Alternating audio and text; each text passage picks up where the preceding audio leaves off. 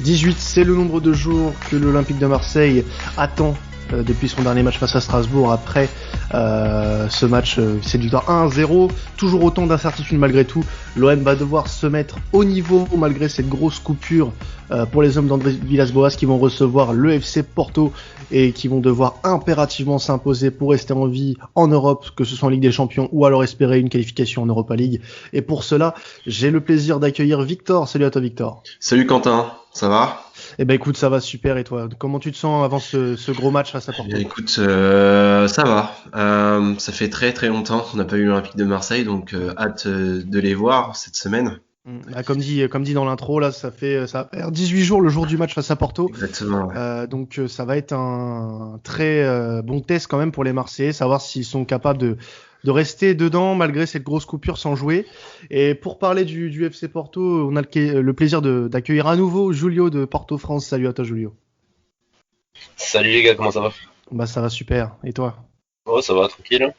Alors toi, je suppose que tu as un sentiment un peu moins anxieux par rapport à cette rencontre, sachant que tu as dû passer un très beau match aller, je pense. Hein. Oui, ça s'est bien passé au match aller, donc on est plutôt confiant. J'avais dit avant le match aller que notre objectif était de prendre 4 points sur les deux matchs. Ouais. Il en manque plus qu'un, donc ça peut se faire. Et Porto qui va partir avec un avantage, hein, c'est sûr, face à Marseille, donc au-delà des deux effectifs et de la forme du moment, Porto a joué. Surtout depuis la trêve internationale. Donc a joué le 21 face à Fabril Barreiro en championnat, en Coupe du Portugal, pardon, en 32e de Coupe du Portugal. Une victoire 2-0. C'était un match vraiment de reprise assez simple pour les joueurs de Porto. Oui, c'était contre l'équipe de troisième Ouais. division. Et du coup, on avait pas mal tourné pour essayer de garder les joueurs pour ce match contre l'OM. Donc, je pense que les joueurs sont frais et prêts pour cette opposition. Alors justement, de ton côté, Victor, est-ce que toi, ça t'inquiète cette coupure? Parce qu'on l'a dit, hein, depuis le match de Strasbourg, il n'y a rien eu. On devait jouer le l'OGC Nice ce Mhm. week-end et ça n'a pas abouti puisque bon, le match a été reporté à cause du Covid. Exactement. Déjà, dans quelle optique tu te sens par rapport à ce match-là? Est-ce que tu es plutôt énervé par rapport à ce report qui repousse un peu plus l'échéance pour les Marseillais? Oui, parce que en fait, moi j'ai du mal à comprendre quelle est la règle exacte Mm. d'un match reporté pour Covid. On nous a dit que si plus de 20 joueurs étaient atteints du Covid, plus toute une équipe au sein de l'effectif, bah là il y avait match reporté. Il me semble pas qu'il y ait 20 joueurs qui soient atteints du Covid. Mhm. On a essayé, enfin depuis le début, on essaie de garder un petit peu la stabilité du championnat et on voit que c'est assez compliqué. Euh, moi, dans les autres championnats, la tendance à chaque fois qu'il y ait des cas de Covid, c'est de jouer. Et en France, on a plutôt l'impression que dès qu'il y a un peu plus de difficultés, eh bien on dit non. Donc ça m'énerve un petit peu. Euh, Dans le sens où l'Olympique, enfin moi j'aimerais voir mon équipe jouer et les week-ends passent sans que je puisse voir mon équipe jouer. Marseille a tenté également de trouver une solution ce week-end Ouais, et de pouvoir justement, jouer j'allais en contre parler. Ouais. Lens. Bien sûr. Apparemment Lens eux n'étaient pas d'accord. Bon, je sais pas pourquoi exactement, puisqu'ils pouvaient rattraper leur match de ce week-end pendant la semaine. Mhm. Mais ça aurait été mieux pour en tout cas pour pas mal de monde de trouver des dates assez rapidement parce que là je pense qu'on n'a pas un calendrier qui soit facile jusqu'à mi-décembre, donc ça va être très très compliqué de rattraper deux matchs en retard en tout cas. Alors, Julien, je voulais te poser une question qui n'a pas forcément de rapport avec le match pour le coup. C'est plus par rapport à ce traitement dont les Marseillais sont les victimes pour le moment, on peut dire ça comme ça. Est-ce qu'il y a une aussi mauvaise gestion ou alors une gestion aussi controversée des cas de Covid en Liga NOS, par exemple? Depuis le début de la saison, on s'en sort plutôt bien. Ouais.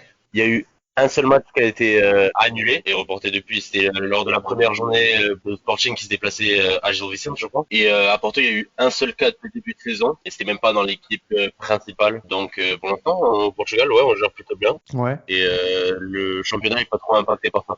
Ouais, le Portugal faisait pas non plus partie des pays les plus touchés de toute façon en Europe, donc ça peut expliquer aussi cela. Du coup, Victor, le problème c'est que là, nous, si on voudrait parler du dernier match de l'Olympique de Marseille, ça commence à remonter. Le dernier match face à Strasbourg était, si je ne m'abuse, le 6 novembre. Donc Ouais. ça commence à faire victoire 1-0 tout de même des Marseillais qui s'étaient repris. Très compliqué, ouais. Ouais, mais très compliqué, donc qui s'était repris malgré tout après cette lourde défaite au Dragao face à Porto. Malgré tout, même si c'est un souvenir lointain maintenant, ce match face à Strasbourg, qu'est-ce que tu as pu tirer comme enseignement de cette rencontre de ton côté? Honnêtement, pas grand-chose, si ce n'est que les propos de l'entraîneur André Villas-Boas après le match. Je trouve que en fait, plus les jours passent et plus tu sens que le fait d'être resté à Marseille, c'était un petit peu contre son gré, et tu sens que lui-même en fait, il est en train de perdre les plombs.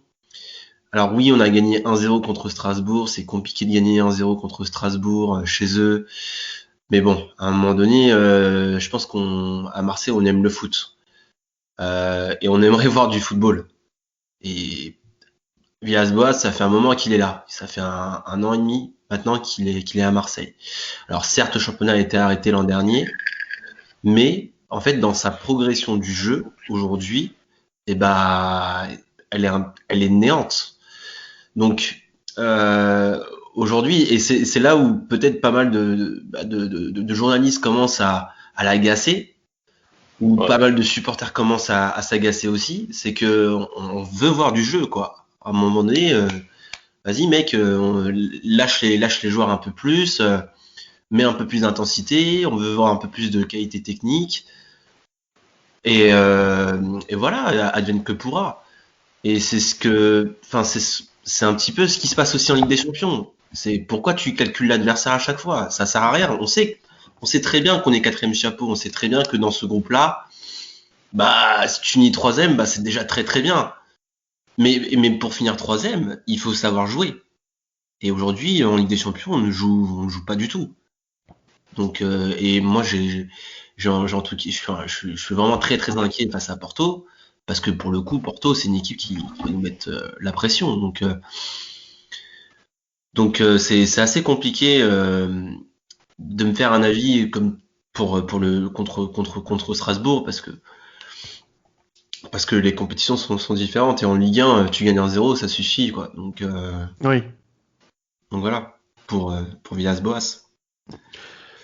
Mais justement, l'OM de l'année dernière n'avait visiblement pas ces problèmes-là et n'a pas énormément changé. Il n'y a pas eu de grande métamorphose avec le mercato estival. Ça semble pas se profiler comme ça pour le mercato hivernal. Il n'y aura pas de gros changements non plus. Qu'est-ce qui a pu changer pour que cet Olympique de Marseille-là, qui, on le répète, est le même quasiment que la saison dernière, ne soit pas au niveau escompté. On a l'impression même qu'il y a une régression par rapport à ce que Villas-Boas et ses joueurs ont pu proposer l'année dernière. Je pense qu'il y a pas mal de choses qui ont changé depuis l'an dernier. On vit une crise sanitaire. Beaucoup de joueurs se sont arrêtés pendant un long moment. Et quand tu t'arrêtes pendant un long moment, c'est aussi compliqué de reprendre tes sensations. Ouais. Je pense qu'un mec comme Payet, on sait tous que Payet est un bon joueur technique.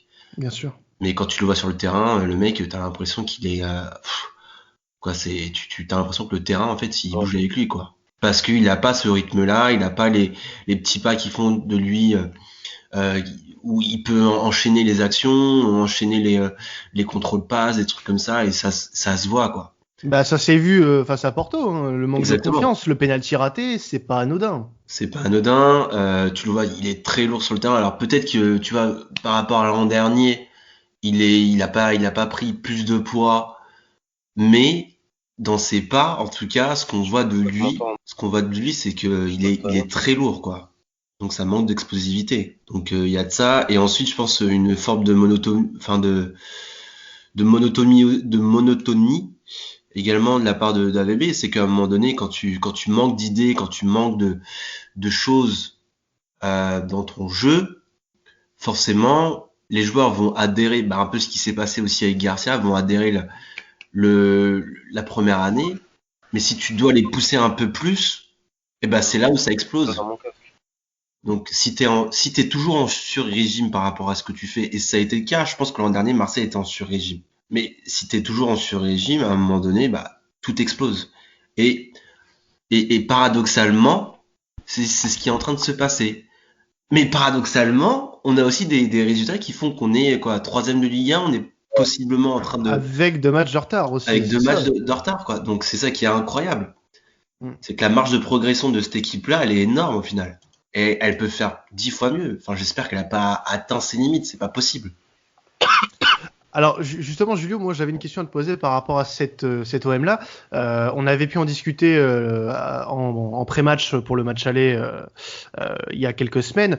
Ce que tu as vu lors du match aller, est-ce que ça t'a surpris ou alors t'es plutôt en fait c'était plutôt comment dire, sûr que ça arrive ce genre de choses-là, avec ce qu'on dit sur l'OM depuis quelques semaines, ce qui se voit sur le terrain, ou alors t'étais vraiment surpris par ce qui s'est passé? Au vu de leurs résultats et de leur manière de jouer dans cette compétition, j'ai pas été surpris en soi. Je pense que l'OM, il y a un réel manque d'engagement, parce que c'est pas tant le niveau des joueurs, parce que l'OM a quand même un effectif qui est pas dégueu, on dira, mais je pense que c'est vraiment un manque d'engagement et d'implication dans le jeu qui leur joue des tours dans une grande compétition qui est la Ligue des Champions. Mais c'est grave, hein, ce que tu dis là, si c'est le cas. C'est très grave de faire ce constat-là, parce que théoriquement, quand tu es en Ligue des Champions, tu dois te surpasser. C'est très grave. Oui. En tout cas, pour moi, en tout cas. Mais ce que j'ai vu moi du match aller, c'est ce qui m'est le plus sauté à l'œil, quoi.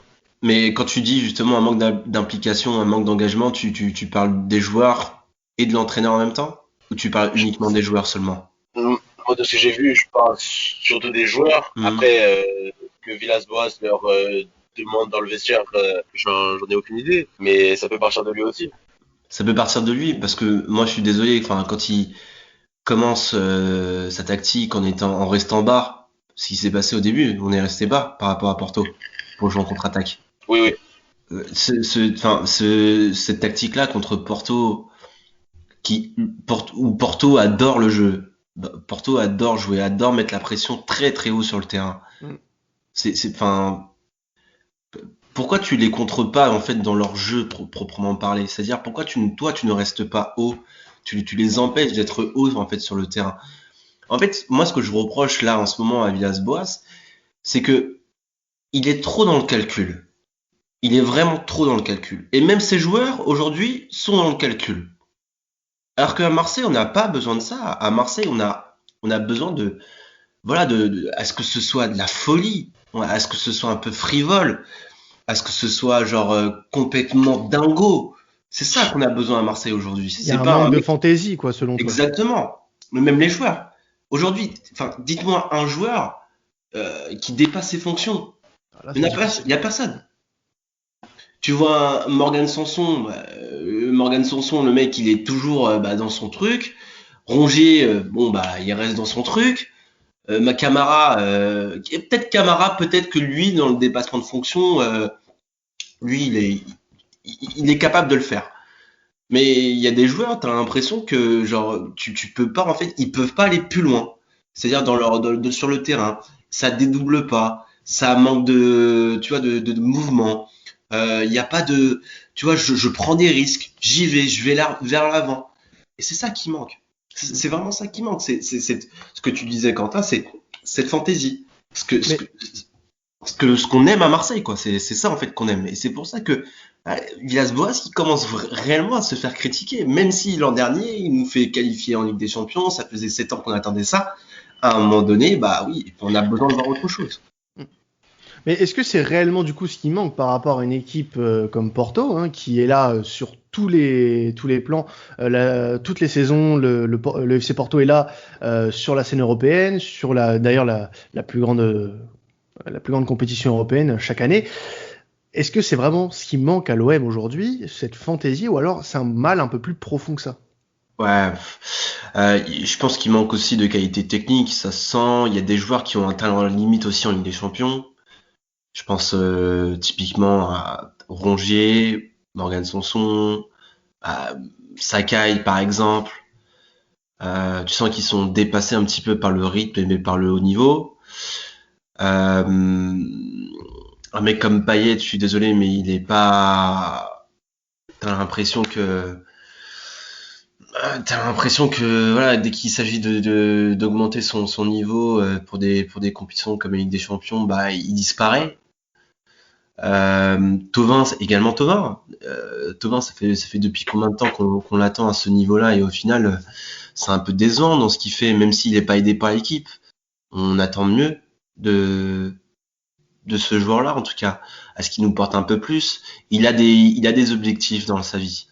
C'est de jouer dans un top club européen, par exemple. Bah, c'est maintenant qu'il doit le montrer. C'est le maintenant, c'est pas en Ligue 1. La Ligue 1, ça suffit pas maintenant aujourd'hui. Et ça se voit, hein. En étant nul, on arrive à faire troisième du championnat. Donc voilà, la Ligue des Champions, c'est le vrai niveau, c'est le haut niveau, et c'est là où l'OM doit travailler, en tout cas, et doit continuer.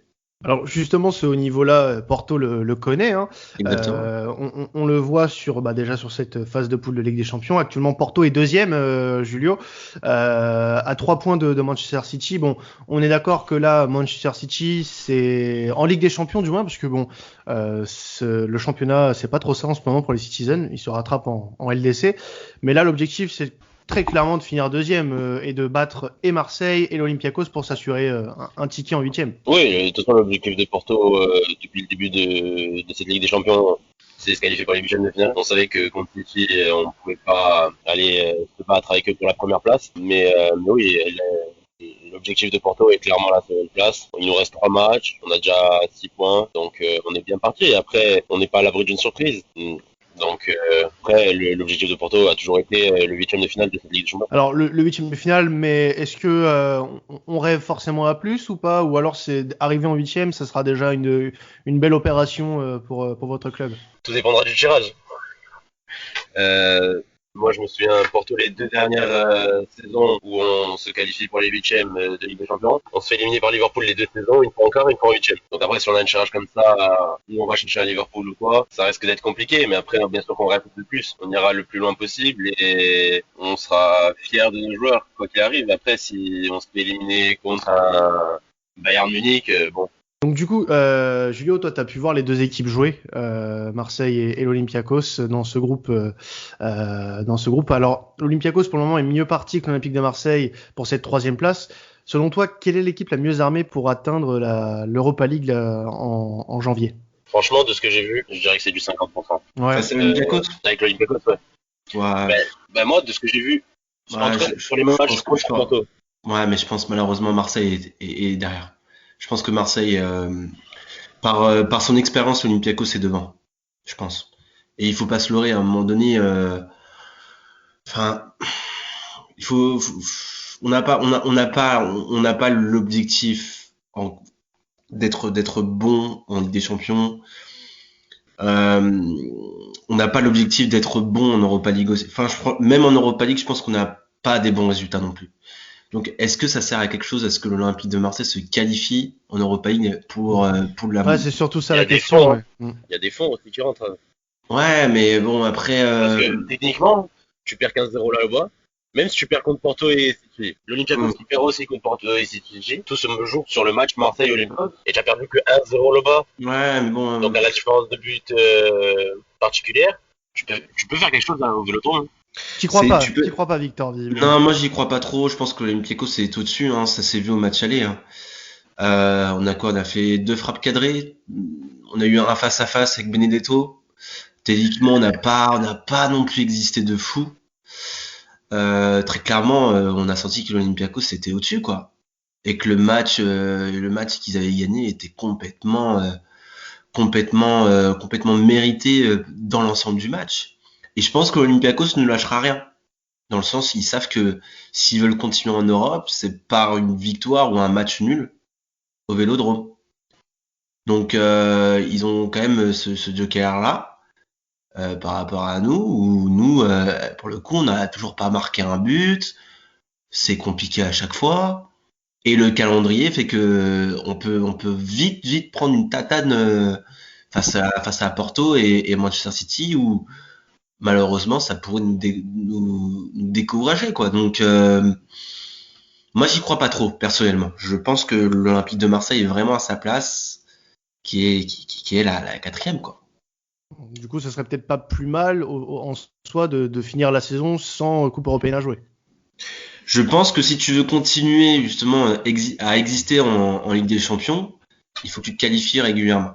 Ouais. Si tu veux avoir des fonds de la Ligue des Champions, il faut continuer à se qualifier. Il faut avoir une régularité par rapport à ça. Et je pense que l'Olympique de Marseille devrait en tout cas tout miser sur pour moi une qualification pour l'année prochaine en Ligue des Champions. Donc tout miser sur la Ligue 1. Oui. Voilà. En l'occurrence, surtout si c'est bien les faibles. Est-ce que du coup c'était pas non plus, enfin sans parler d'être couru d'avance, mais est-ce que c'était pas du coup la stratégie à adopter, sachant que on sait très bien que s'il n'y a pas de gros mouvements et on connaît les finances actuelles de l'Olympique de Marseille, on savait très bien que l'OM ne pourrait pas attirer de gros noms ou alors de noms avec de gros salaires, sachant que les finances sont plombées par les salaires actuels plus les erreurs de la direction actuelle sur certains mouvements. Mais du coup, est-ce que c'était pas la stratégie adoptée, se qualifier, faire du mieux que l'équipe peut? Oui. Bon, là, visiblement, je pense pas que l'équipe ait tiré le meilleur de son potentiel. Ouais. Mais est-ce que tu penses que du coup, c'est pas ce qu'il fallait espérer dès le début, faire preuve de figuration, même si on est l'Olympique de Marseille? Exactement, c'est ce qu'il faut faire. Si tu sais que, enfin, il nous dit on est en Ligue pour faire de la merde. Non, on fait de la merde et pour faire de la merde en Ligue des Champions, je sais plus ce qu'il avait dit, mais il avait dit un truc comme ça, quoi. Il faut y être et on fait de la merde, c'est ce qu'il avait dit. Mais t'es pas obligé de faire de la merde non plus. Enfin, tu peux très bien, et comme je le disais depuis le début, mais vas-y, lâche-toi, quoi. On s'en fout. Et on est là, c'est du bonus, quoi. On est là, on veut juste kiffer la musique de la Ligue des Champions, le maillot, tout ça, et l'étoile sur le maillot, je sais pas quoi. Et après, advienne que pourra, on s'en fout. Mais en fait, le problème, c'est que, en fait, on voit les matchs et il se passe rien. C'est ça le truc, c'est ça qui me pose problème au final. C'est que tu peux perdre. Tu peux perdre parce que Porto ils sont au-dessus de toi, parce que City ils sont au-dessus de toi, il y a aucun souci. Mais tu peux pas perdre comme tu as pu perdre sur ces 3 derniers matchs. Où t'es là, t'es dans le calcul, je vais préparer un coup. Non, mais allez, on s'en fout. C'est du bonus pour les joueurs. Ça doit être du bonus. C'est-à-dire que voilà, c'est joue, fais ce que tu sais faire, apporte quelque chose, tu vois, un truc en ballon dans le match, apporte de la folie, de la fantaisie. Si tu veux te faire montrer aux yeux de toute l'Europe, un mec comme Thauvin, un mec comme Rongier, un mec comme Morgan Sanson, bah c'est maintenant ou jamais au final. Et les gars, il y a des mecs, ils vont voir votre niveau aujourd'hui, ils vont se dire ah mais c'est ça votre... Bah ouais, c'est pas ouf, mais c'est ça. Ouais, non mais t'as raison. Donc qu'est-ce qu'on a à foutre, tu vois, de calculer une qualification en Europa League, on va essayer de prendre la 2e place, j'ai entendu ça depuis le début. Non, vas-y, joue, t'es là, ça fait 7 ans, t'es pas venu en Ligue des Champions, mets-nous un peu plus d'entrain, quoi. Ouais, je comprends tout à fait ce que tu veux dire. On va clôturer là-dessus, sur cette analyse de Victor sur le jeu actuel de l'OM. On va passer au pari avec notre partenaire Betclic. Oui, puisque depuis quelques temps, ça y est, nous sommes partenaires avec Betclic pour nos paris sportifs. Ça va nous permettre de vous récompenser pour votre fidélité. On aura bientôt de très belles surprises à vous fournir avec Betclic. En tout cas, on va parier grâce à Betclic sur cette rencontre entre l'Olympique de Marseille et le FC Porto pour la 4e journée de cette Ligue des Champions. L'Olympique de Marseille est pas au point dans ce groupe. Donc on va commencer par les pronos de Victor. Victor, tu prévois une victoire du FC Porto. Donc le FC Porto est coté à 2,70 et tu vois une victoire 2-1. Donc tu vois quand même l'Olympique de Marseille marqué. Donc la victoire 2-1 de Porto est à 8,60 Victor. C'est ça, exactement. Je vois l'Olympique de Marseille marquer, je me dis, bon, bah, ce serait cool que ça arrive, quand même, parce que, voilà, on a quand même 0 point. Faudrait pas qu'on fasse aussi un 0 but marqué en Ligue des Champions, quoi. Oui, voilà. Ce Donc, serait vraiment très, très, très, très embêtant. Vraiment. ça serait gênant. Ça serait gênant. C'est embêtant, gênant, malaisant, tout ce que tu veux, mais faudrait à un moment donné à ce que l'Olympique de Marseille puisse marquer un but. Malheureusement, Porto, je pense que Porto, dans tous les cas, c'est une équipe qui a l'habitude de jouer avec une forte intensité, où Marseille, eux, n'a pas forcément le rythme. Et je vois quand même un petit but de mon joueur chouchou, Florian Thauvin, bien sûr. Florian Thauvin côté à 3,30 du côté de BetClick. Et toi de ton côté, Julio, bon bah bien évidemment le cœur parle, mais peut-être certainement la raison, hein, puisque tu vois une victoire 2-0 du FC Porto. Donc comme j'ai dit tout à l'heure, la victoire de Porto est à 2,70, mais la victoire 2-0 est à 11. Donc mine de rien, au vu du match aller, c'est une cote qui est assez intéressante à jouer. Est-ce que tu vas la jouer de ton côté, Julio? Est-ce que tu penses que ce score est vraiment probable? J'avais déjà annoncé 2-0 à l'aller. C'est Malheureusement, vrai. il y en a eu un troisième. Mais je pense que oui, Porto a les capacités. Il y a une deuxième place en jeu. La victoire qualifierait quasiment. Parce que si on prend en compte que l'Olympiakos perd à City, ce qui serait logique, il manquerait un point pour se qualifier. Donc je pense que Porto va tout donner sur ce match. Alors justement, au match aller, t'avais visé juste avec un but de Sergio Oliveira. Est-ce que tu vas viser juste cette fois avec notre ami Corona qui est coté à 4,75? Vu le match qu'il nous a sorti à l'aller, je pense que s'il nous fait le même match, il y a moyen. Tiens, avant de finir, Victor, toi, est-ce qu'il y a un joueur qui t'a impressionné lors du match aller face à Porto? Le milieu de terrain, Otavio, m'impressionne vachement. Ça fait longtemps que je le suis et tout. Je trouve qu'il est assez simple dans son jeu. Ouais, il correspond bien en fait dans cette équipe-là de Porto, quoi. Tu vois, typiquement ce joueur-là, tu le mettrais à Marseille pour le coup. Je pense qu'il aura un peu plus de difficultés, mais là, vu que Porto a des principes de jeu qui font que bah ils arrivent à battre pas mal d'équipes en Ligue des Champions, c'est que c'est dû aussi à un jeu qui le correspond bien. Donc t'as ce milieu de terrain. Après Mariga quand même, je trouve qu'il est assez puissant encore une fois, et ça c'est le genre d'attaquant qui nous manque un petit peu à Marseille. On vous le donne. Ah ouais, non, Ah ouais, mais Julio était pas très, enfin, toi t'es pas non, Je pas beaucoup de Porto qui sont fans de Mariga. parce que techniquement parlant, il est pas non plus ouais, et dans le but, il est très très. Mais il a quand même une forme. Oui, mais il a quand même une forme de puissance qui fait que il pèse énormément sur les défenses, quoi.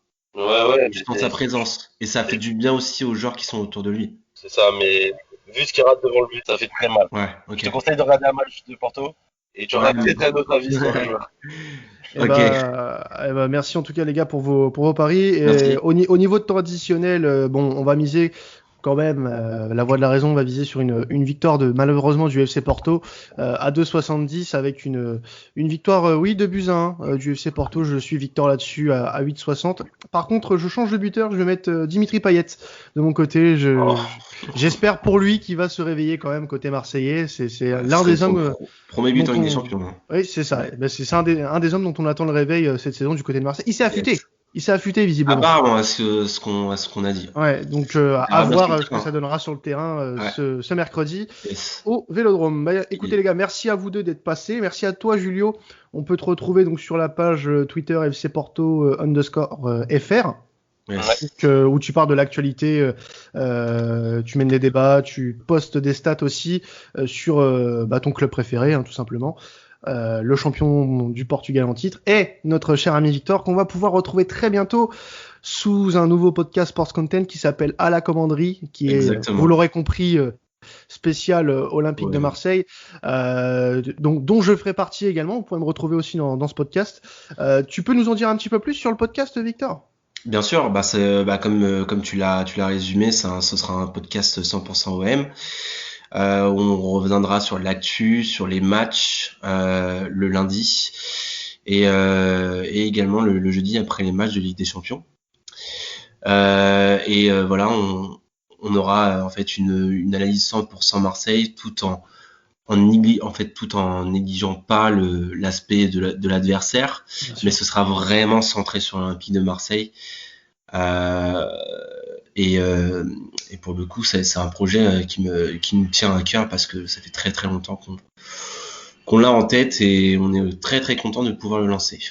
Et donc la sortie du podcast se fera très très bientôt, le temps que tout soit mis en place. En tout cas, merci encore à vous deux d'être passés sur cette émission, sur cet épisode du moins.